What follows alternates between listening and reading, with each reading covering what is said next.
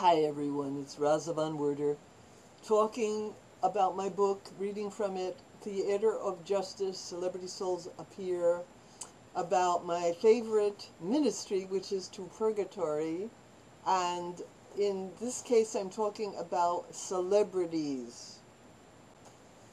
So I talked about Elvis, Frank Sinatra, Dean Martin, uh, Timothy McVeigh, and Errol Flynn, and Anna Nicole Smith.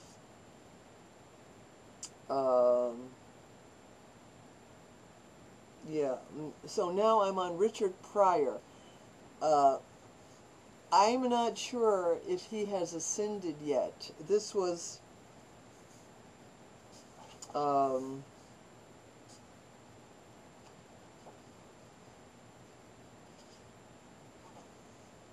okay. Richard Pryor. I knew him personally. That's a lot of these people that you have met or had something to do with personally. It's more likely, it gives you more of a portal to then minister to them um, in purgatory. That's so I met him.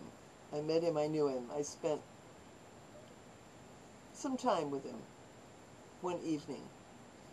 For about a year now, I have been ministering to Richard Pryor. I see my souls in dreams, souls in purgatory. I see what state they are in, their inner spiritual state, the good, the bad, and the ugly. And Richard's was pretty bad. About a year ago, I had a dream regarding a suicide.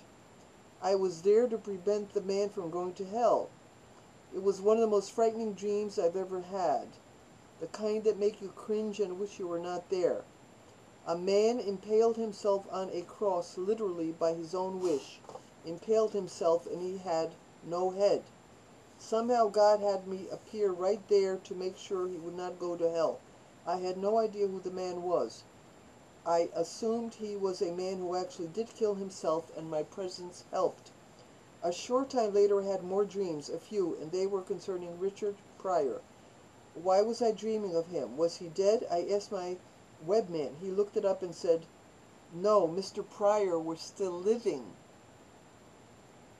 Then I realized that the suicide dream was about his 1980 free-base cocaine incident, which he claimed was a suicide attempt. My being there prevented his death, so it seemed to me, based on the dream I had, as he was indeed on his way to hell.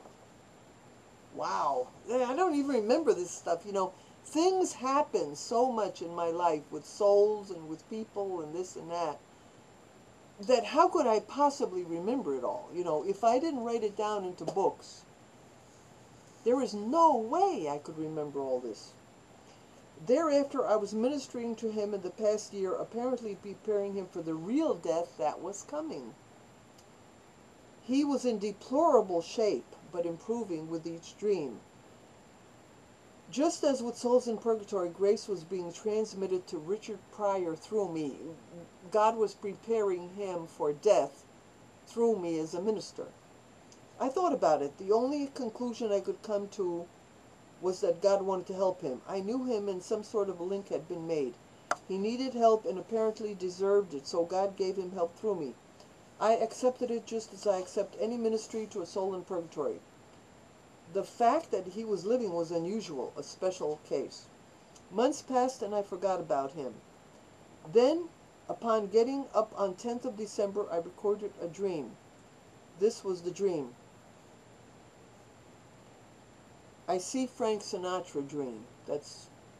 I go to a nightclub where Frank Sinatra is seated before a small group, 20, 30 people holding court. He's on some kind of stage about a foot higher than the audience, and they are close and intimate. He looks better than I have ever seen him. He does not look like himself, about 40 years old with curly salt and pepper silver hair. The atmosphere is calm, like he is just sitting there, casually sitting, quietly speaking with a group of people. I approach sheepishly because I want to tell the story of when I first met him, Frank, in purgatory, and what he said to me, can I get a blowjob? I tell them this story and say, I hope it doesn't get me thrown out or banned. I'm very shy about this. He looks at me. He's not offended at all, just takes it in stride. I did not join his party, but go off to the side and sit on the floor with my daughter near me.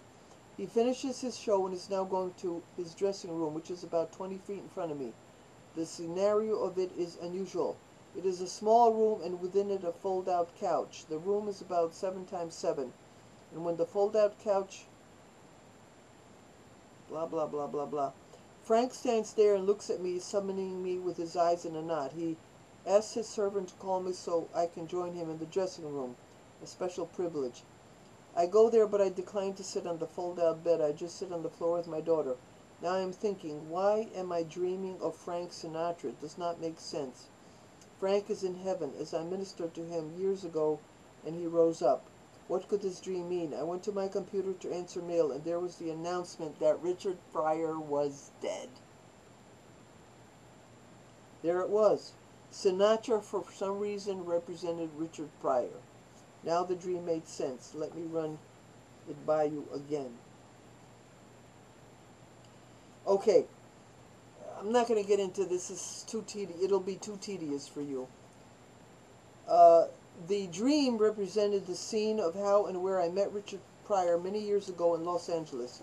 He was in a nightclub sitting against a wall, about 20-30 people surrounding him as he held court. I joined the group. See, so the dream acted like it was Frank Sinatra, but this is really happened in real life with Richard Pryor. It applies to Richard. Richard in real life wanted to have a sex experience with me also. I declined.